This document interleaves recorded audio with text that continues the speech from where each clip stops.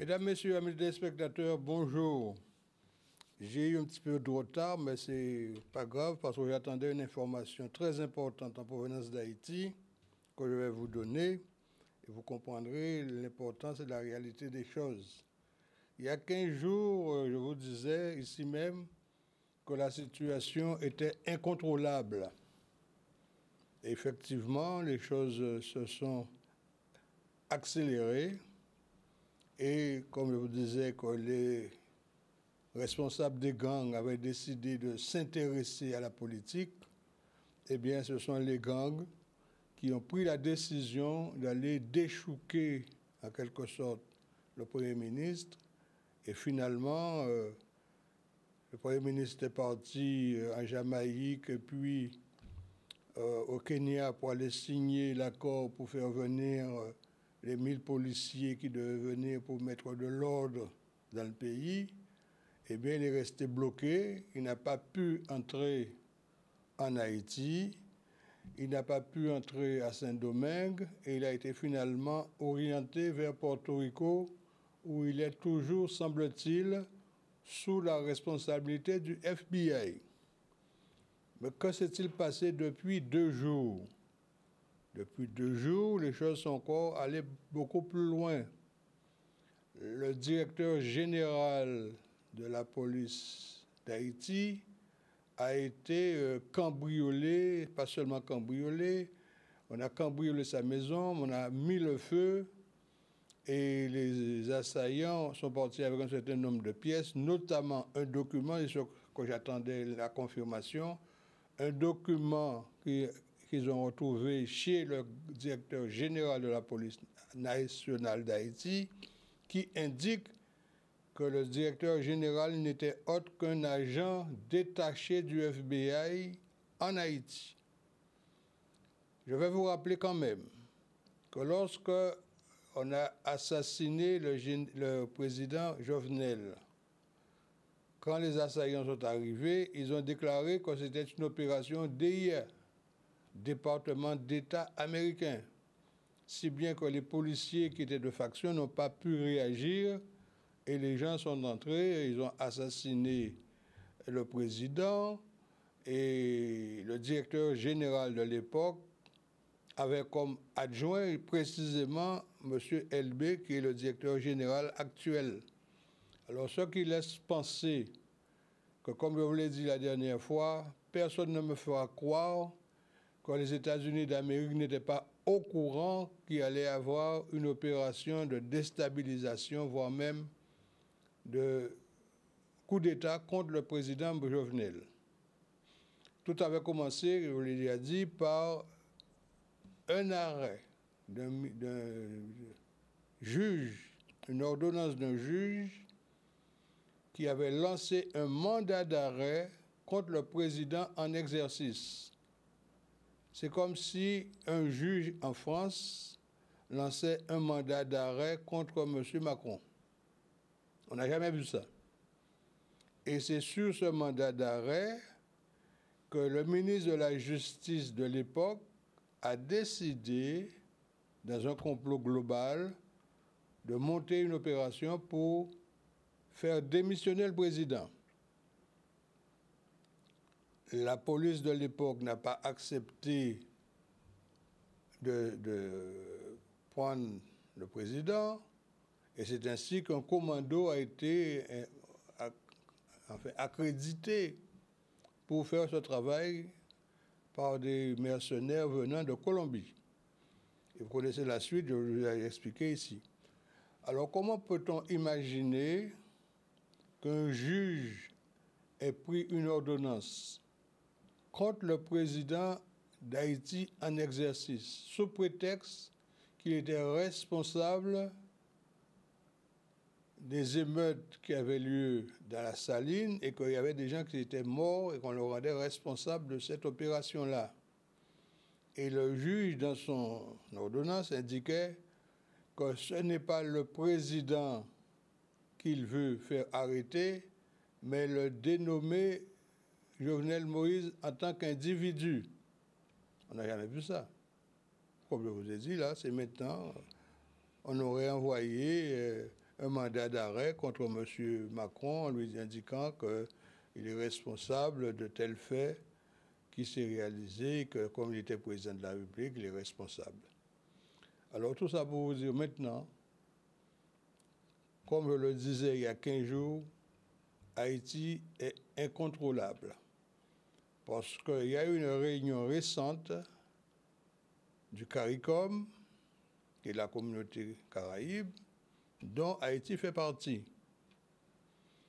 Et M. Blinken était venu, à l'occasion de cette réunion-là, pour indiquer que les États-Unis demandaient que soit installée une commission présidentielle en vue de préparer de nouvelles élections présidentielles et la nomination d'un Premier ministre. Ils avaient donné un délai de 48 heures pour que les gens qui sont susceptibles de faire partie de cette commission soient désignés par les partis politiques. Or, tout le monde sait qu'en Haïti, que les partis politiques sont corrompus, plus ou moins. Et qu'il y a certains qui ont désigné des membres, et on a indiqué dans les conditions de désignation de membres qu'aucun représentant qui aurait été condamné et jugé par un tribunal national ou international ne pourrait figurer parmi les personnes désignées. Or, depuis environ 4 mois est arrivé un ancien commandant de la police, de la police nationale d'Haïti, un commandant qui s'appelle Guy Philippe. Et Guy Philippe ayant purgé une peine de 6 ans aux États-Unis pour avoir été inculpé de trafic d'argent, était censé ne pas pouvoir être désigné. Or, le peuple haïtien, dans sa globalité, ne demande qu'une chose, c'est que Guy Philippe ne devienne le président de la République d'Haïti. Tous les départements ont manifesté leur mécontentement qu'on ait décidé de ne pas accepter la nomination de Guy Philippe dans la commission présidentielle qui allait être mise en place. Ça a fait un tel bruit que le CARICOM a été obligé de se déjuger lui-même pour dire que le document qu'il avait émis n'est plus valable et que par la suite, les États-Unis d'Amérique étaient obligés de se prononcer. Et c'est pourquoi j'attendais justement une confirmation ce matin, c'est pourquoi j'ai un petit peu trop tard. La porte-parole du département d'État, la haïtienne Karine Jean-Pierre, qui est porte-parole du gouvernement américain, a déclaré que les États-Unis ont décidé dorénavant que c'est le peuple haïtien seul qui doit désigner ses représentants.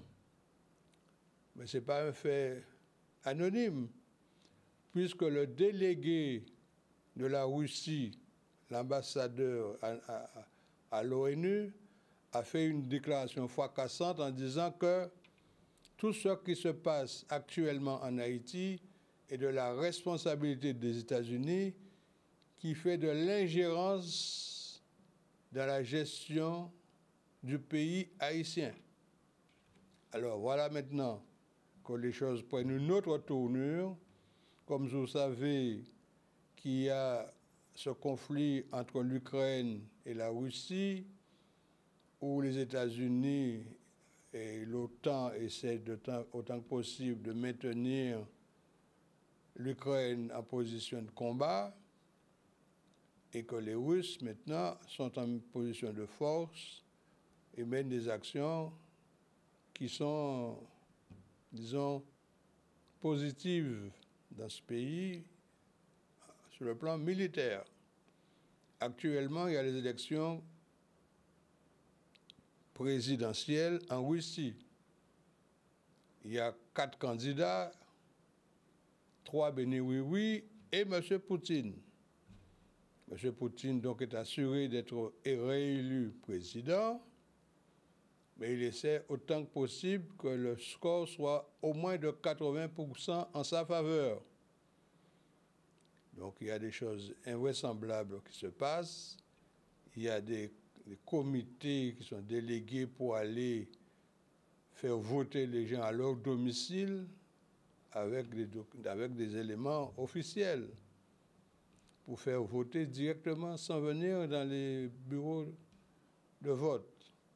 Mais que se passe-t-il dans les bureaux de vote? Il y a des Russes qui se sont rebellés et on a constaté qu'il y a des militants, anciens militants de Navalny, qui ont versé de l'huile, pas de l'huile, mais un liquide corrosif de couleur verte dans certaines urnes pour empêcher le vote.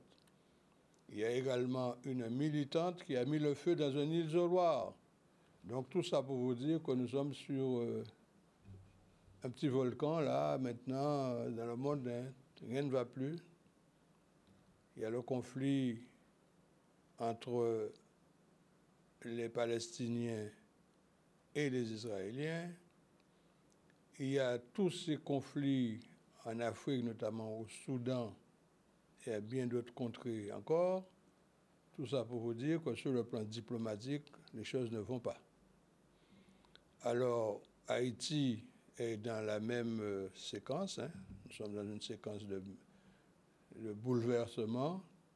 Et voilà pourquoi je vous dis que j'attendais justement la confirmation que Mme Jean-Pierre Karine allait donner comme information. Ça s'est tombé. Elle a déclaré enfin, officiellement que les États-Unis ont décidé dorénavant de laisser les Haïtiens gérer eux-mêmes leurs affaires.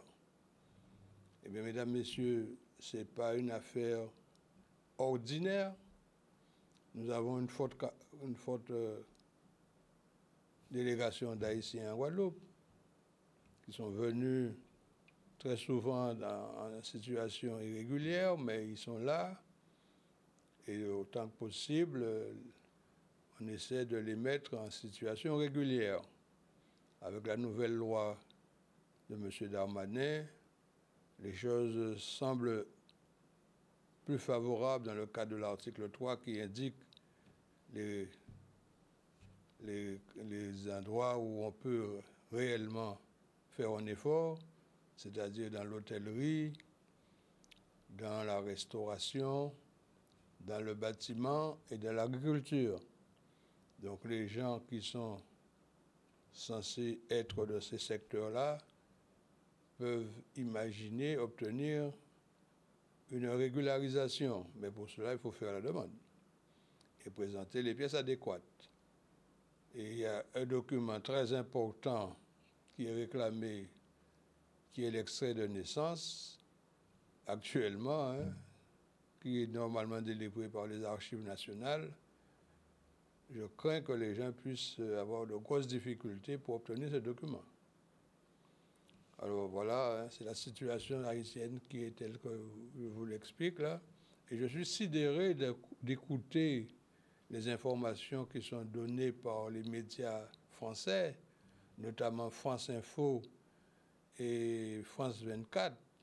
Ça n'a rien à voir avec la réalité de ce qui s'y passe. On donne des morceaux d'informations à la française et on ne dit pas la réalité. Il y a manifestement un manque d'informations réelles. Alors, si vous avez la possibilité de prendre les chaînes étrangères dans CNN, BBC et autres, branchez-vous sur ces chaînes-là, ou alors également sur Euronews, où vous aurez des informations beaucoup plus fiables que celles que nous voyons sur les antennes de télé en France. Voilà, mesdames, messieurs, ce que je voulais vous dire aujourd'hui. Je repars là tout de suite parce que j'ai un rendez-vous avec la communauté haïtienne. Et samedi prochain, j'espère vous apporter des informations plus réjouissantes parce qu'il est certain que ce qui se passe là-bas maintenant, on s'attaque maintenant au bien des oligarques. Il y a plusieurs établissements détenus par les oligarques qui ont été incendiés hier et ce matin très tôt. Donc les choses vont très mal et j'essaie de rester en contact avec mes correspondants haïtiens pour vous donner des informations que je vous donnerai donc samedi prochain en espérant que les choses iront beaucoup mieux. D'ici là, je vous souhaite de passer un bon week-end et je vous donne rendez-vous samedi prochain dans le cadre du Forum libéral.